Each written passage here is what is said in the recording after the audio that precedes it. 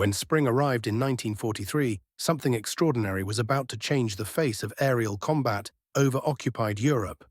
German fighter pilots looked up from their bases and saw a machine they'd never encountered before. The Republic P-47 Thunderbolt had arrived, and nothing would ever be quite the same again. What they saw alarmed them at first. Those massive radial engines thrust boldly from the fuselage.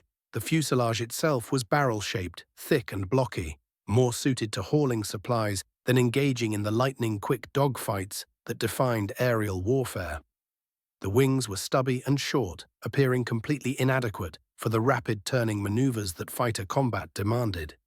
The German pilots, hardened by years of relentless combat, initially laughed at these awkward-looking machines.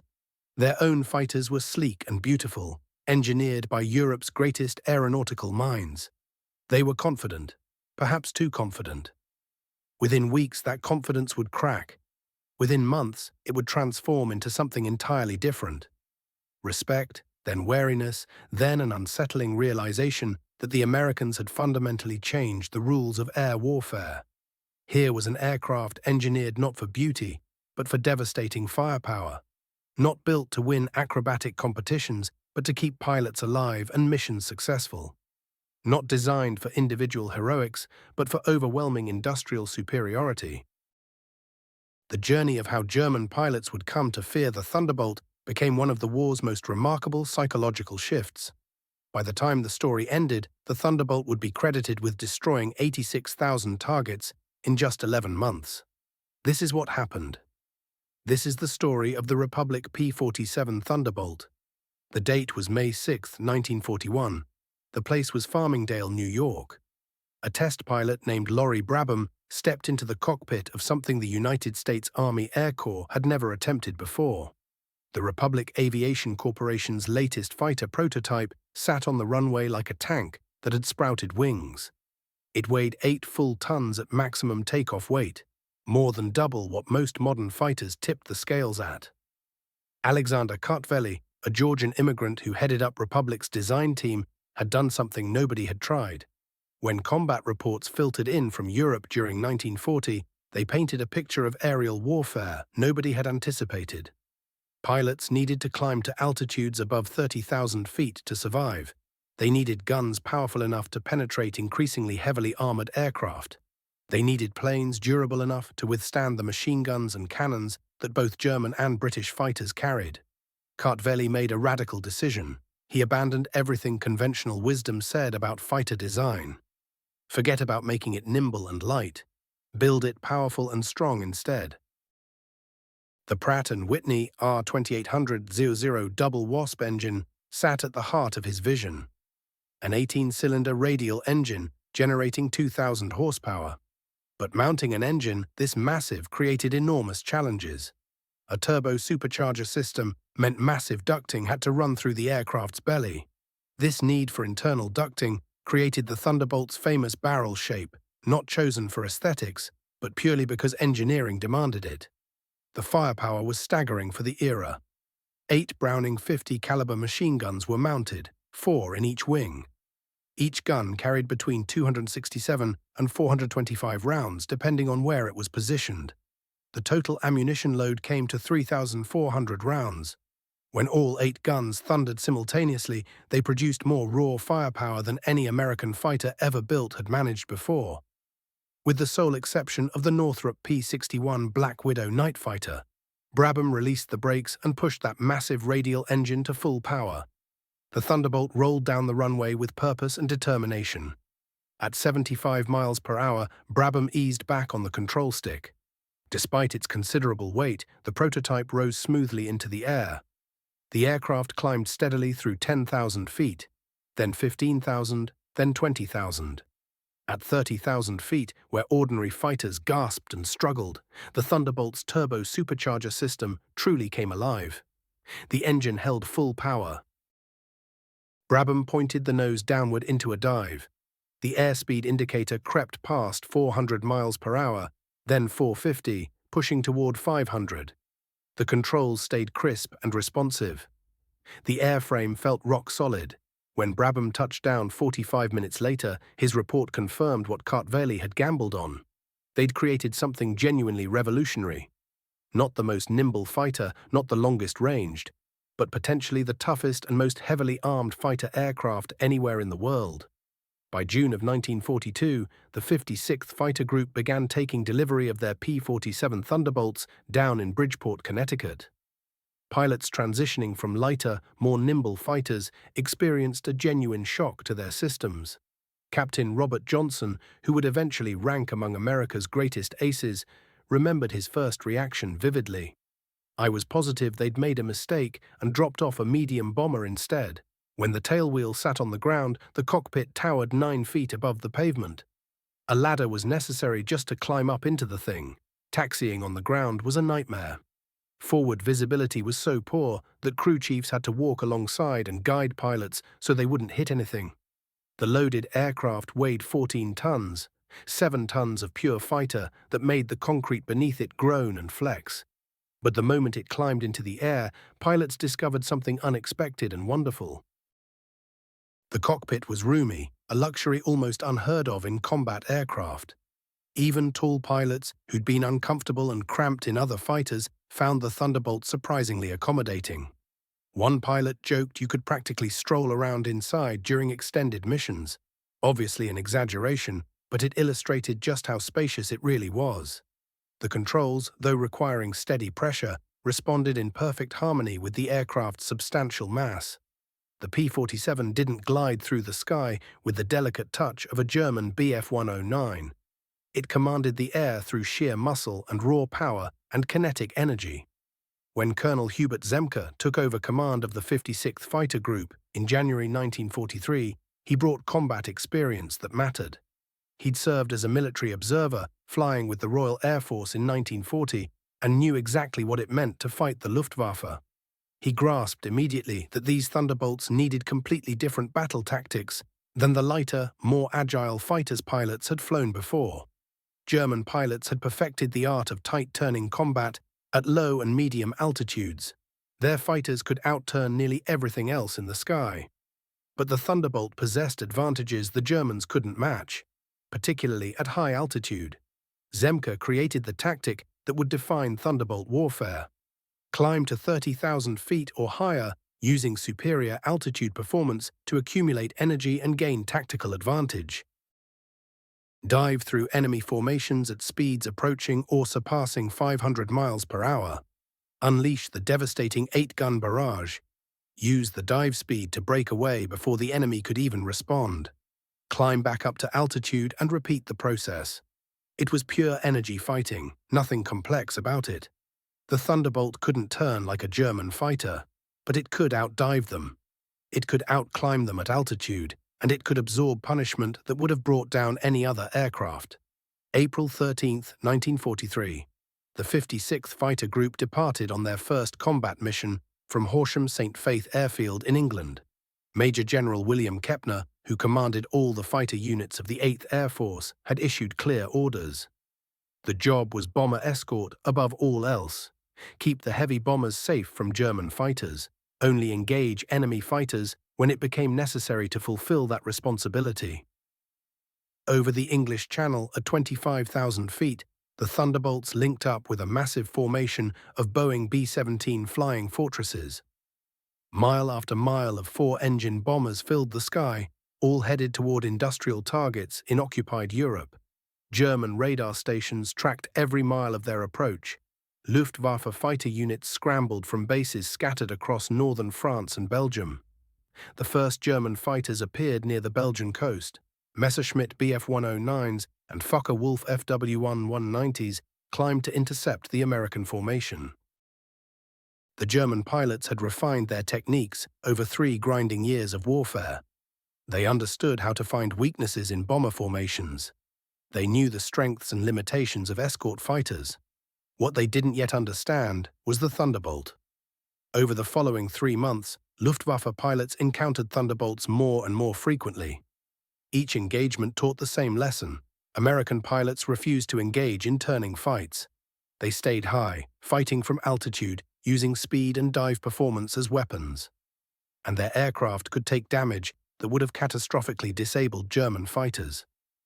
June 26, 1943, Lieutenant Robert Johnson was flying his P-47D, serial number 23906, the aircraft he'd nicknamed All Hell. He'd escorted bombers deep into German territory. As he turned back toward home with fuel running dangerously low, a flight of German fighters caught him alone and vulnerable. What happened next became one of the war's most thoroughly documented survival stories. German fighters struck repeatedly, pouring hundreds of rounds into Johnson's aircraft. His canopy jammed completely, hydraulic fluid sprayed across his windscreen in sheets. Control cables snapped. The fuselage became perforated like Swiss cheese.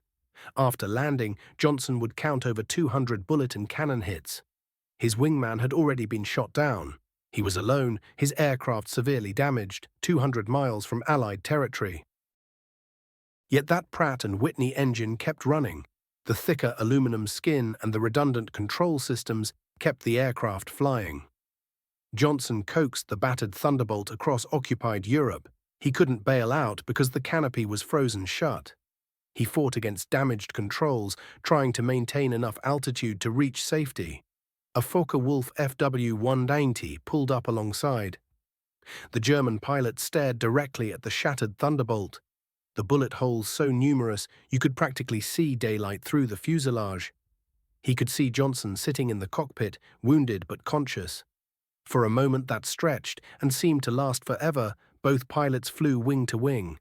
Then the German pilot raised his hand in salute, a wordless acknowledgement of respect for a man flying toward certain death, and broke away without squeezing the trigger. No German fighter could possibly have survived the damage Johnson's aircraft had sustained. The German pilot must have believed Johnson would hit the ground within minutes. Johnson made it back to England. When the ground crews examined the damage, they tallied 210 separate bullet and cannon shell impacts. The fuselage looked like something destined for the scrap heap, but 3 weeks of intensive repair work brought All Hell back to flight status and back into combat. News of Johnson's survival rippled through both American and German squadrons. For American pilots, it proved beyond question the legendary durability of the Thunderbolt. For German pilots, it raised deeply troubling questions. What kind of aircraft could absorb that much punishment and still fly? What did it reveal about American industrial capacity?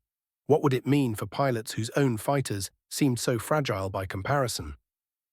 October 8, 1943, Major Hans Philipp led his fighter wing on an interception mission. Philipp represented everything elite about the Luftwaffe. Over 200 confirmed victories adorned his record. He'd completed more than 500 combat missions. He wore the Knight's Cross with oak leaves and swords, among Germany's highest military honors. By any measure, he was nearly unstoppable.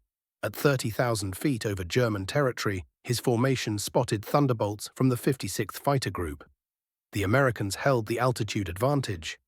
Philipp's engine began losing power in the thin air above 25,000 feet.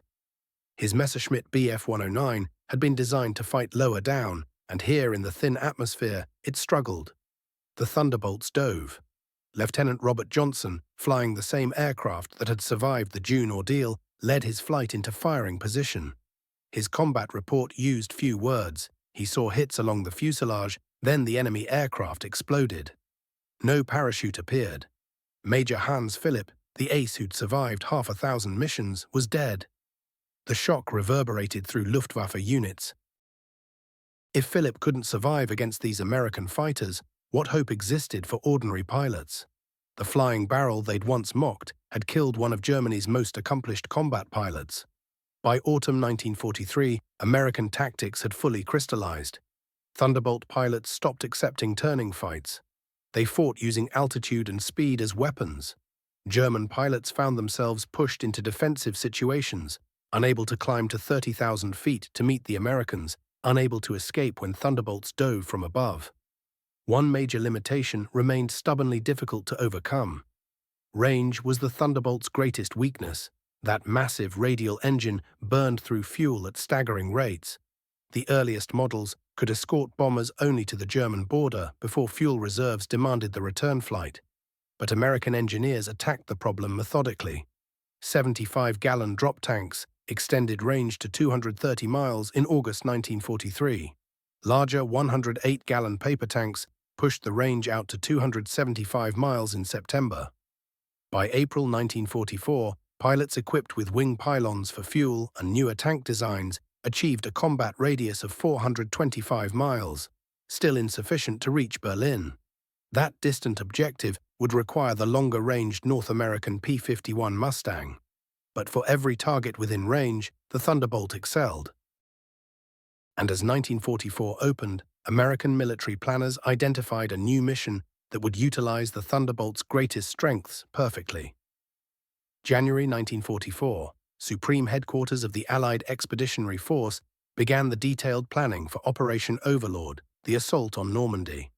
Air superiority over the invasion beaches represented an absolute requirement. Yet beyond simple air superiority, something more was needed. They required systematic destruction of the entire German transportation system. Every rail line, every bridge, every fuel depot, every concentration of troops required elimination through ground attack missions. Such work meant flying low, exposed to devastating anti-aircraft fire. The P-47 Thunderbolt had been designed for exactly this kind of warfare. Its radial engine, with 18 cylinders arranged in 2 rows, could endure damage that would prove fatal to an inline engine. Lose a couple of cylinders and the engine kept producing power. Its thicker aluminum skin could withstand hits from 20mm and 37mm anti-aircraft guns and still return home. Its straight-wing design provided the stability necessary for dive bombing and strafing runs. Those 850 caliber machine guns could shred anything moving on the ground. Lieutenant Colonel Glenn Duncan of Chesterfield, Virginia, commanded the 350th Fighter Group. In March 1944, they pioneered the low-level attack tactics that would transform the Thunderbolt into a ground attack specialist. Duncan possessed an aggressive personality and convinced his superiors to authorize testing the Thunderbolt as a high-speed, low-altitude strafer.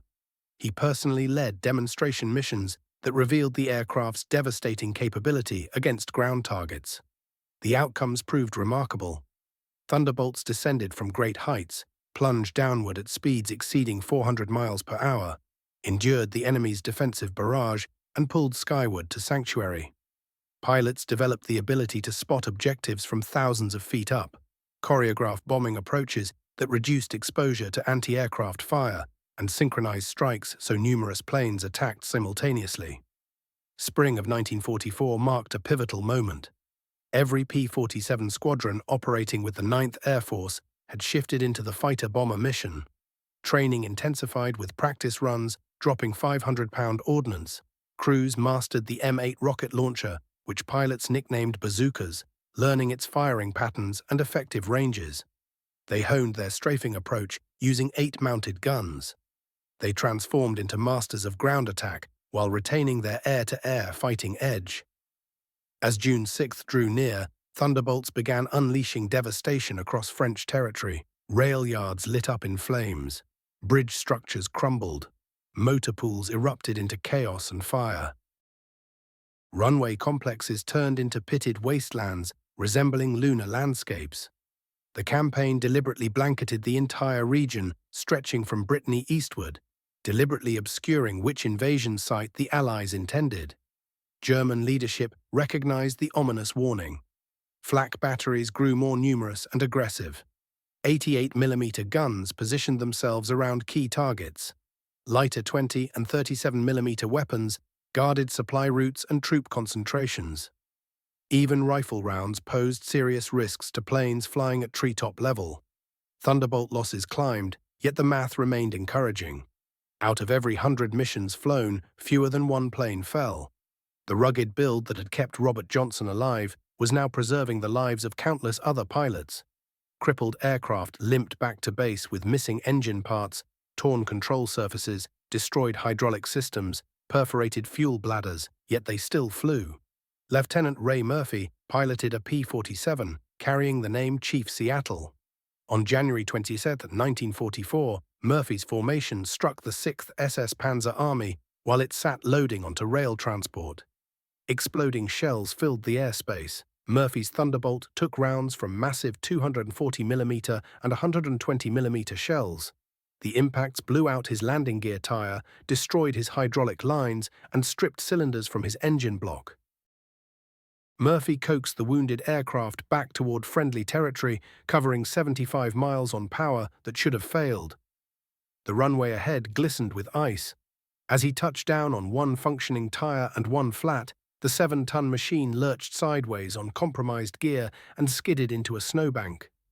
Murphy killed the engine to stop a potential fire and scrambled free without serious damage. Chief Seattle got repaired and flew again. The aircraft finally perished in a takeoff mishap on April 18, 1945, having absorbed punishment that would have destroyed ordinary fighters repeatedly. The date arrived. June 6, 1944, Operation Overlord unfolded as history's most massive seaborne assault. Allied aircraft flew more than 14,000 missions that single day. 9th Air Force Thunderbolts furnished immediate assistance for troops hitting the beaches. They demolished German fortifications. They sealed off roads preventing fresh troops from reaching the coast. They patrolled overhead, protecting the invasion fleet below. The Luftwaffe made a brief appearance, vastly outnumbered and ineffectual. Years of constant fighting had consumed Germany's fighter force. Experienced aviators had fallen or been captured. Young pilots arrived at combat units barely qualified to fly. Limited fuel budgets meant minimal training hours. Manufacturing capacity buckled beneath relentless Allied bombing. Wherever German units attempted movement, Thunderbolts materialized overhead. The steady breakdown of railroad and road networks paid enormous returns. German panzer divisions required days moving distances they normally covered in hours. Convoys traveled under darkness, disappearing during daylight hours to avoid aircraft. Rail movement became an act of suicide. Pilots grew intimately familiar with French geography. They memorized route details, crossing points, settlement markers. They maintained constant radio contact with ground commanders. Tank leaders could request air assistance and pinpoint enemy locations exactly. Thunderbolt pilots arrived moments later overhead. They would identify the spot and strike immediately. July 29, 1944 arrived. Operation Cobra commenced. American breakout from the Normandy lodgment. Encircled German forces outside Rennes attempted escape toward open country. The 405th Fighter Group located them and initiated assault. From 1500 hours until 2200 hours, Thunderbolts attacked in continuous waves, deploying ordnance, rockets, and machine gun salvos. Morning revealed the battlefield's state. Sources vary on exact numbers, yet devastation was undeniable. Scores of tanks lay destroyed, hundreds of vehicles and guns littered miles of roadway.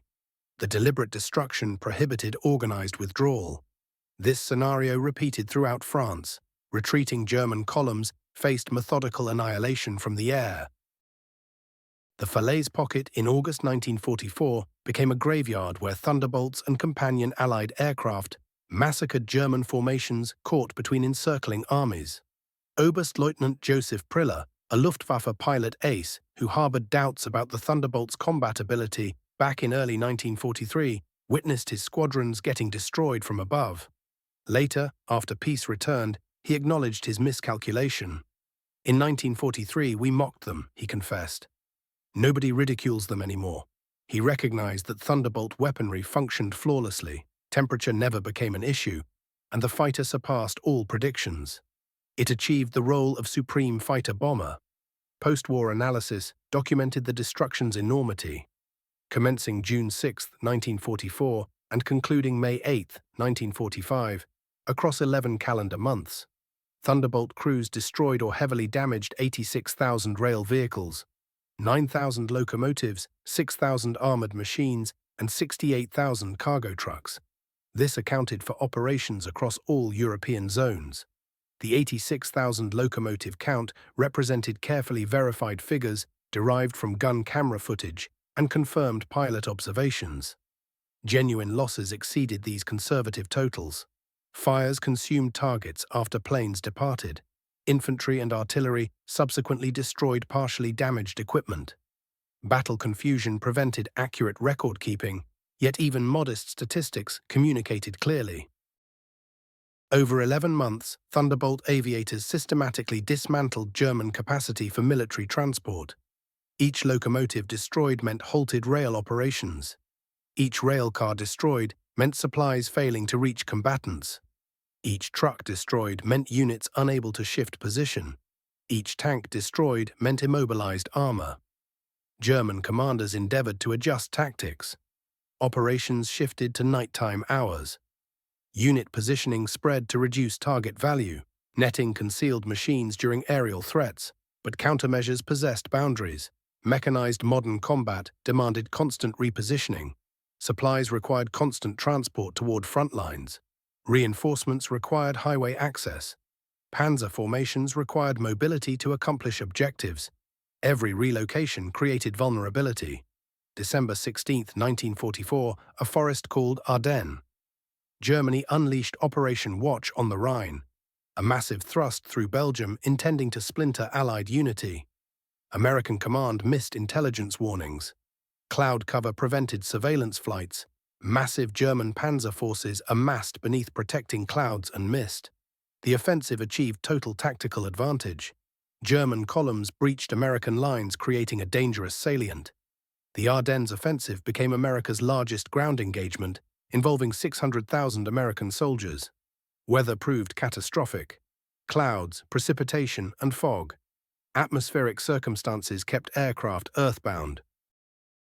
German units advanced unopposed as Allied fighters sat immobilized. Yet when skies cleared on December 23rd, the Luftwaffe confronted air superiority's full meaning. Thunderbolt squadrons maintained constant patrol across the combat zone. They discovered German motor convoys hauling supplies and replacements. They targeted every convoy. They blocked transportation routes. They attacked relentlessly. First Lieutenant Leslie Boson flew a Thunderbolt called Blonde Trouble on a strafing run near Neustadt on December 17th.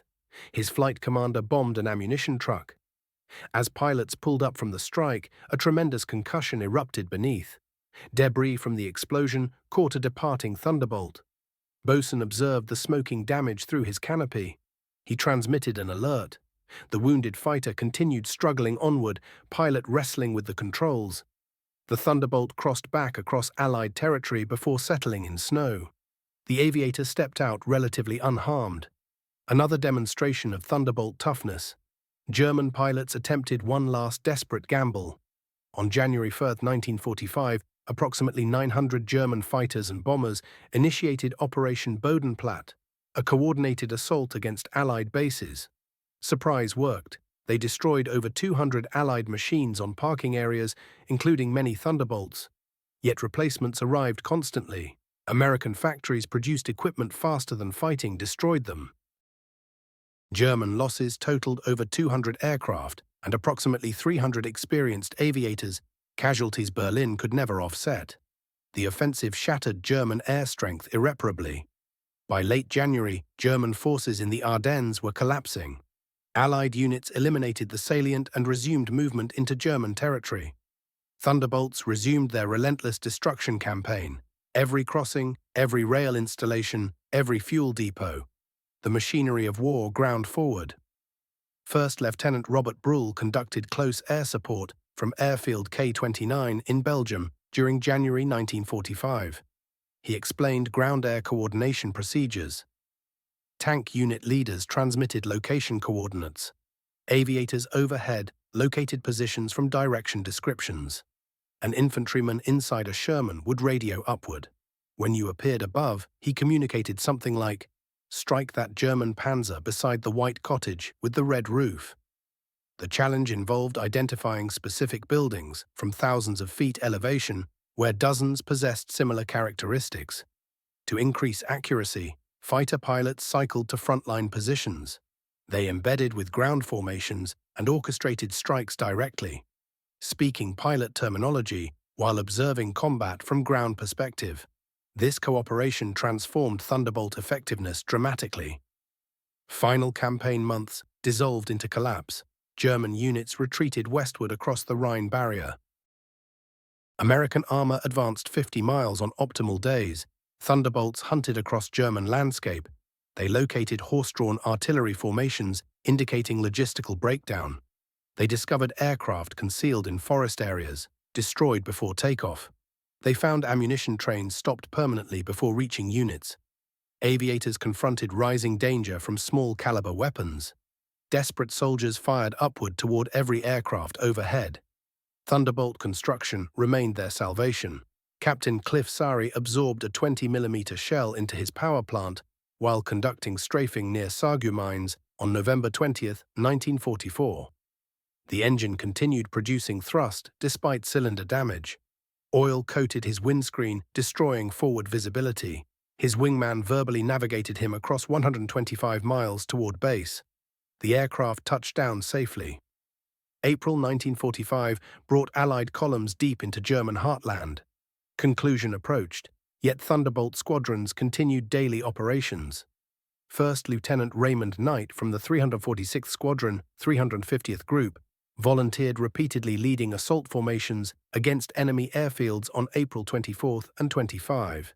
His Thunderbolt, designated O Johnny, penetrated heavy fire, executing low reconnaissance and strafing assaults. Knight's determination destroyed numerous German fighters on the ground.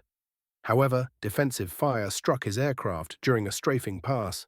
The Thunderbolt impacted Earth. Knight perished instantly.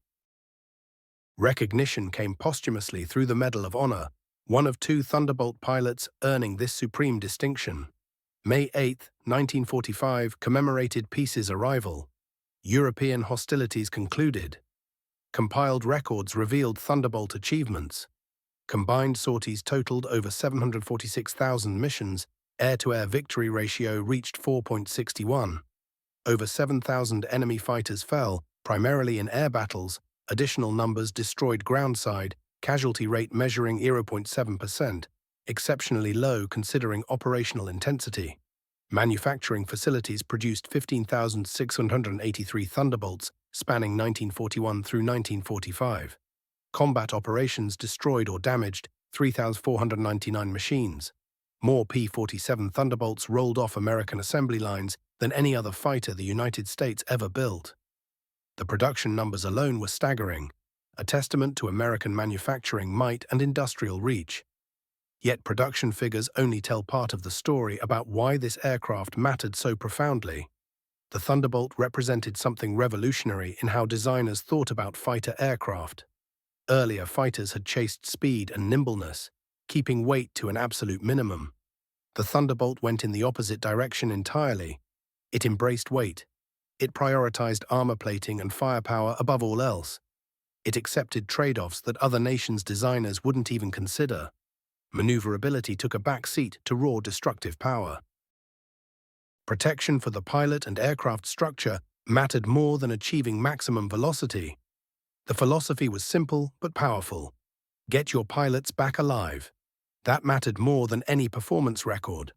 This approach reflected how America saw warfare. The United States could manufacture thousands upon thousands of fighters. The country could train thousands of pilots. The math was straightforward. Every pilot who survived his first combat tour could fly again. Every aircraft that limped home, despite being shot up, could be repaired, returned to duty, and flown again. Each preserved pilot and salvaged aircraft multiplied what the military could accomplish in the long run. German fighters were beautiful machines, sleek and powerful. The Bf-109 had an inline engine that was vulnerable to the slightest damage. One hit to the cooling system and the pilot faced a forced landing. Damage to the control surfaces meant losing the aircraft entirely. German pilots frequently had no choice except ejecting from their damaged machines. P-47 pilots, by contrast, often managed to nurse badly damaged Thunderbolts back to friendly territory. The psychological toll on German aviators was devastating. The stress of knowing enemy aircraft could shrug off damage that would destroy your own fighter created constant anxiety. Every combat engagement felt more dangerous. Losing an aircraft now meant losing a pilot as well, either dead or captured, rather than having a machine that could be fixed and returned to service. Heinz Baer, a Luftwaffe ace who survived with 220 confirmed victories, offered his assessment of the Thunderbolt. He explained that the P-47 could absorb tremendous punishment and demanded extremely careful handling. Coming from a man who had flown combat missions for 6 years, who had encountered every Allied fighter type, who ranked among the Luftwaffe's greatest survival stories, this judgment carried real weight. The German perspective had shifted completely. What had begun as contempt in April 1943 had transformed into genuine fear by 1945. That dismissive nickname, the Flying Barrel, evolved into grudging acknowledgement of a formidable weapons system. The aircraft with the unflattering appearance had shown the world that real combat effectiveness came from brutal capability, not elegant styling. After the war ended, the Thunderbolt kept flying. American Air Force units operated them until 1949. Foreign nations continued using them into the 1950s. The Brazilian Air Force received a presidential unit citation in the 1980s, honoring their wartime operations with Thunderbolts in Italy, where their first fighter squadron flew 445 missions between November 1944 and May 1945. The 56th Fighter Group, which operated Thunderbolts throughout the entire war, tallied 677.5 aerial victories and 311 ground kills while losing 128 aircraft. Remarkably, they refused to transition to the P-51 Mustang when every other 8th Air Force unit made the switch. Their attachment to the Thunderbolt spoke volumes about pilot confidence in the design. Colonel Francis Gabreski became the leading American ace in the European theater with 28 confirmed victories, all achieved in Thunderbolts. Later, he reflected on what made the aircraft special. He praised the roomy cockpit, the rock-solid reliability, the way it consistently brought damaged aircraft home. He freely acknowledged it wasn't the fastest or most agile. In his view, nothing matched it as a fighter-bomber for the work required during the war. The few Thunderbolts that survived became treasured warbirds. Museums worldwide display them. A handful remain flight-worthy, appearing at air shows and memorial events. When a restored Thunderbolt takes to the air, that deep, thundering roar from the massive radial engine is unmistakable, a sound that echoes the aircraft's very name. Modern military planners studied the Thunderbolt's design approach. That concept of a heavily armed, heavily armored attack platform prioritizing survival over raw speed influenced future designs. The Fairchild Republic A-10 Thunderbolt II, created in the 1970s for close air support, explicitly honored the P-47's lineage in its name. The A-10, known as the Warthog, embraces identical principles: devastating firepower, protective armor, survivability as the paramount concern, the ability to absorb tremendous damage and remain flying. The historical verdict is clear. The Republic P-47 Thunderbolt wasn't the most beautiful fighter of World War II. It wasn't the fastest. It wasn't the most agile. Early variants lacked exceptional range, though later models eventually addressed that. But measured by actual combat effectiveness, by how many pilots came home alive, by sheer destructive capability, by the shift from enemy ridicule to enemy terror, the Thunderbolt ranks among aviation's greatest fighters. The scale of destruction remains almost incomprehensible. 86,000 targets eliminated in roughly 11 months. From the beaches of Normandy to victory in Europe, this aircraft systematically tore apart German military capability. Railroad cars, locomotives, armored vehicles, trucks. The methodical dismantling of an enemy's ability to move supplies, to sustain troops, to continue fighting.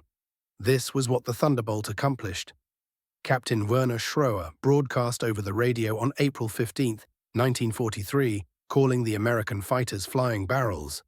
He survived the war but never flew combat missions after 1944, having sustained wounds in action. In post-war discussions, Schroer admitted his early assessment had been completely mistaken. Those flying barrels had proven themselves among the war's most effective combat machines. Their ungainly appearance hid devastating capability. The nickname's transformation tells everything. Flying barrels started as an insult, a cutting remark from seasoned pilots judging machines by how they looked. But as German forces retreated across Europe under relentless aerial assault, as supply lines burned, as every movement drew destruction from above, that nickname took on entirely different meaning. The flying barrel became something feared. 68,000 trucks destroyed. Each one represented cargo that never reached combat troops, food that wasn't consumed, ammunition that couldn't be fired, fuel that couldn't power vehicles. medical supplies that never treated the wounded, replacement parts that couldn't repair equipment. The cumulative impact was the systematic starvation of German military capacity. Units couldn't move because supplies never arrived. They couldn't fight. They couldn't defend. 9,000 locomotives destroyed. In that era, rail networks moved the overwhelming majority of military logistics. Every destroyed locomotive meant trains that wouldn't run, supplies piling up at rail yards, reinforcements delayed, wounded soldiers stranded. The rail system was the circulatory system, keeping German military power alive. Thunderbolts methodically severed it. 6,000 armored fighting vehicles destroyed. Tanks and self-propelled guns, armored personnel carriers, every destroyed machine representing reduced combat capability. German panzer formations, once the devastating spearhead of blitzkrieg, were ground down by constant air assault.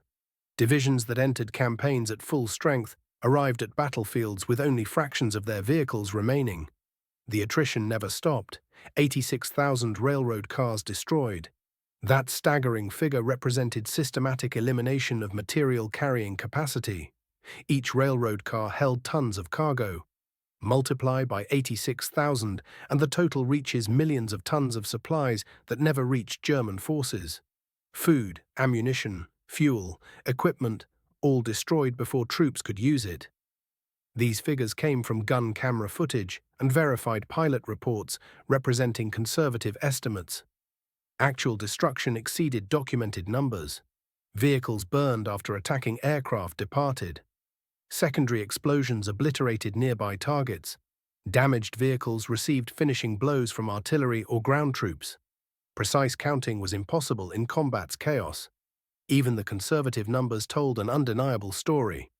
American industrial capacity transformed into combat aircraft, trained pilots, and sound tactical doctrine had achieved methodical destruction of German military infrastructure. The flying barrel, dismissed and mocked in 1943, had become the instrument of German military collapse by 1945. The implications extended far beyond World War II. Modern military strategists analyzed the Thunderbolt campaign carefully. They recognized that air superiority combined with systematic attacks on logistics could paralyze even enormous, well-equipped ground forces. Thunderbolt operations validated the concept of deep battle, striking enemy supplies and reserves before they reached the front lines.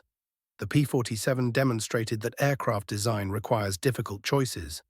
Excellence in one area necessitates accepting limitations elsewhere. Thunderbolt designers selected firepower and durability over agility and range. That choice proved exactly right for the actual missions the aircraft performed. Ground attack demanded toughness more than nimbleness. Survivability mattered more than maximum speed. Fighter tactics proved as important as aircraft capability.